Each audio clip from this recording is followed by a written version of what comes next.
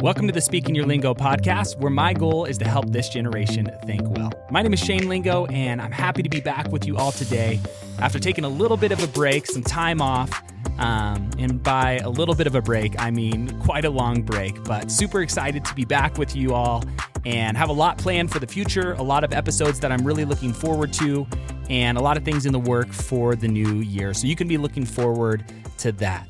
But today, I'm particularly excited to be jumping into a special Christmas episode as we talk about the story behind one of the most influential, and yet I would say kind of a lesser known Christmas carol today, or at least less listened to, probably less talked about. And that Christmas carol is I Heard the Bells on Christmas Day. So let's jump in. Now, the first time I remember hearing the song I Heard the Bells on Christmas Day was the year after I graduated high school. And so this was back in, I graduated high school 2007, and so this was about 2008. And so if I'm doing my math correctly, that's about 15 years ago, the year that my wife and I got married. And one of the albums that I bought during that time period was, and this was still when you usually bought music on iTunes, or you actually bought the CD, right? We didn't have, not as many people are using Spotify and things like that back during that time.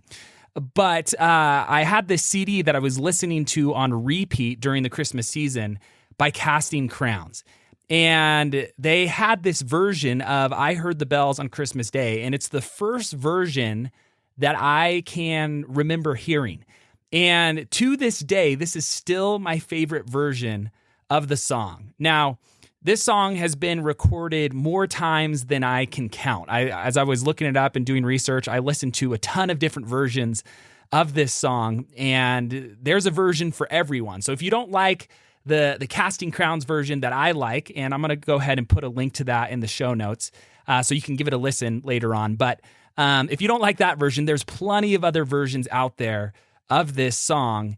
And what I want to do today is I want to talk about the history of this song. Where did this song come from? Because a few years ago, I got the opportunity to hear the history behind how this carol came to be. And this is one of those things where hearing the history, knowing the history behind the song actually brings so much more significance to the song that it allows you to enjoy the song on kind of another level. And so to start, this song was initially a poem written by Henry Wadsworth Longfellow. And you might remember that name either from school in the past, or if you're someone who really enjoys poetry, because Longfellow, who was born in February 27th of 1807, was the most popular American poet of the 19th century. And you may know of him from poems such as Paul Revere's Ride. This was written in 1863, and, it starts like this: "Listen, my children, and you shall hear of the midnight ride of Paul Revere." And maybe for some of you, as you're listening, the rest of the poem is going through your mind. At the school that I work at, all of our fourth graders actually have to memorize the entire poem. And as I look at this poem, if you were to go look it up, it is a long poem. So it's no small feat for a fourth grader to be able to memorize this poem.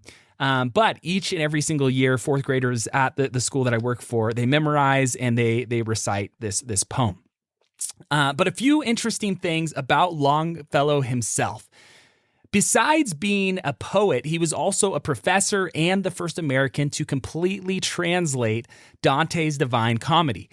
And that's no small feat. I'm just trying to read Dante's Divine Comedy right now, and I'm in the first third of it, and it's enough. So to think about translating it is amazing. But I'm kind of getting off here. But he translated the entire Divine Comedy, and as far as I know, he's the first American to actually do that. And so as we think about Longfellow, obviously he was a very bright and influential person. In many ways, he was a man who had experienced great success throughout his life. As a poet, as a professor, as a writer. I believe as I was doing some research, he actually had written a textbook by the time he was in his early 20s, if not a little bit sooner. And so this was a man that had experienced great success. And yet, if you were to look at Longfellow's life, you could almost argue that he experienced even greater pain. And to give an example of this, while he was enjoying the fruits of his success, working at Harvard, building a successful career, building a name for himself, Longfellow experienced the death of his first wife, Mary. And she died at a young age of just 23 years old, and she died from complications after having a miscarriage.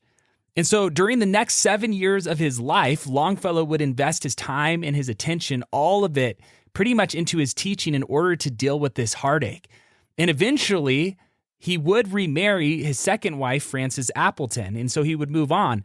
But you kind of see this roller coaster life is what it feels like as you're looking from the outside of great successes, and then in some ways it feels like even greater pain.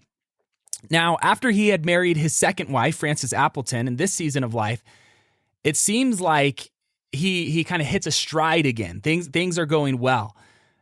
He's writing some of his most famous poems and living in kind of the benefits that come with wealth and success.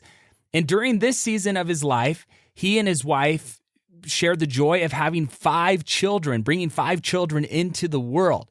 Both that in itself is joyful and, as a parent, challenging, and in some ways you could say painful. But this is a season where things, again, you look at his life and it's going really well, and it's filled with hope, and it's filled with this gift of life.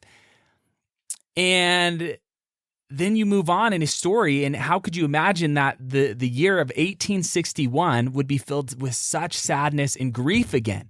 Because in July of that year, Longfellow would tragically experience the death of his second wife. And so Fanny Longfellow, what ends up happening is she's lighting a match, and suddenly her dress catches fire, and the next day she actually dies of her injuries.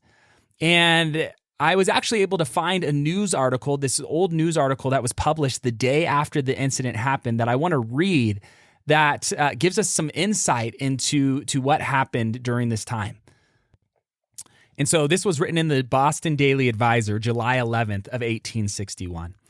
And it says, "A sad accident, which proved fatal yesterday forenoon, befell Mrs. Fanny Longfellow, wife of Professor Henry W. Longfellow, at their residence in Cambridge on Tuesday afternoon. While seated at her library table, making seals for the entertainment of her 2 young children, a match or piece of lighted paper caught her dress, and she was in a moment enveloped in flames. Professor Longfellow, who was in his study, ran to her assistance and succeeded in extinguishing the flames with considerable injury to himself, but too late for the rescue of her life. Doctors Wyman and Johnson of Cambridge and Henry Bigelow of this city were summoned and did all that surgical skill could do. Both of the sufferers were under the influence of ether through the night, and yesterday morning, Mrs. Longfellow rallied a little, but at 11 o'clock, she was forever released from her suffering. Mrs. Longfellow was a gifted and accomplished lady, the daughter of Hon Nathan Appleton. She leaves 5 children to mourn with their father. Their common loss. Professor Longfellow's injuries, though serious, are not of a dangerous kind." Wow, you read this story, and I can't imagine the pain of this tragedy and then the burden that Longfellow's now going to have to carry of being responsible for his 5 children after this event.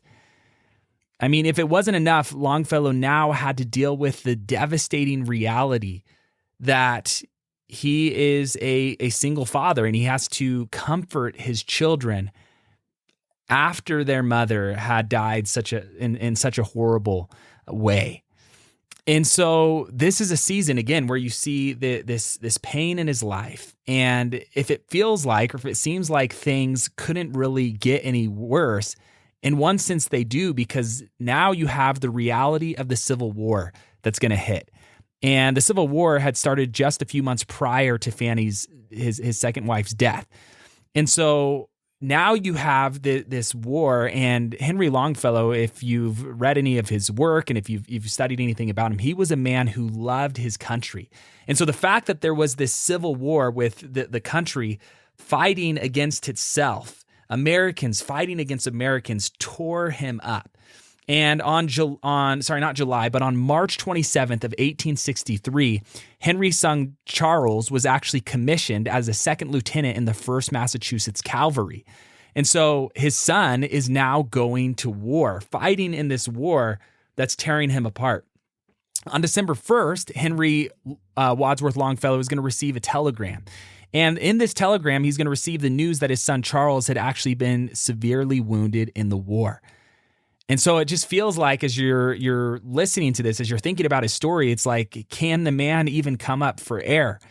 And at this point in his story, his faith in God is going to be yet again challenged by the reality of the pain and the sorrow of recognizing that his son has been injured in this war. Now, when we look at his injuries, if you're to look back at his injuries, his son was actually almost paralyzed because of where the bullet went through, and it went through in his back and barely missed his spine and all that. And so we find that his son has these severe injuries. And so it's at this point in Longfellow's story, reflecting on where he's been. His first wife dies, and then feels like he comes up for air, and then his second wife dies this horrible death, and he's left with these 5 children. And then you have the Civil War that starts in his country. It feels like it's falling apart, and then his son is injured. And it's against this backdrop that he's going to sit down and he's going to write a poem. The poem that's going to be inspired by church bells ringing. In this poem, it's going to start with the church bells, and it's going to start with a sense of irony and despair. But as we're going to see, it's also going to end in victory and hope. And so with that, let me read Longfellow's original poem. I heard the bells on Christmas Day, their old familiar carols play, and wild and sweet the words repeat of peace on earth, goodwill to men. And thought how, as the day had come, the belfries of the Christendom had rolled along the unbroken song of peace on earth, goodwill to men. Till ringing, singing on its way, the world revolved from night to day, a voice, a chime, a chant sublime of peace on earth, goodwill to men. Then from each black accursed mouth the cannon thundered in the south, and with the sound the carols drowned of peace on earth, goodwill to men. It was if in an earthquake rent the hearthstones of a continent, and made forlorn the households born of peace on earth, goodwill to men. And in despair I bowed my head. There is no peace on earth, I said, for hate is strong and mocks the song of peace on earth, goodwill to men. Then pealed the bells more loud and deep. God is not dead, nor does he sleep. The wrong shall fail, the right prevail, with peace on earth, goodwill to men. What I love about this poem is the honest question that Longfellow implies. Where is the peace on earth? Where is God's concern for his people? A question in the midst of pain and suffering that many of us have asked in our lives. And he finds the answer. He finds the answer in the God who will one day bring justice by righting all of the wrongs. A poem that starts with the greatest despair and yet ends with the greatest hope. And that's the reality of Christmas that we get to celebrate during this time of year. That among the brokenness and the chaos in the world around us, the King of Kings came down in the form of a little baby. God took on flesh to bring hope to our world and to bring light to our world. And so that's my hope in this season, and really in all seasons. When it seems like life is throwing a lot at you, or the world seems like it's in chaos, or you're experiencing pain and suffering and just the weight of the world on you, that you would reflect on this song and the reality that when we ask questions like, where is the peace on earth? Where is God's concern for us? That he answers that question on Christmas. That he answers that question by sending his son to the world and ultimately sending his son to the world that he would one day die and give his life for us. Well, as we get ready to wrap up today's episode, I want to encourage you to go and to listen to this beautiful poem turned song, I Heard the Bells on Christmas Day. Until next time, Merry Christmas, and I'll see you on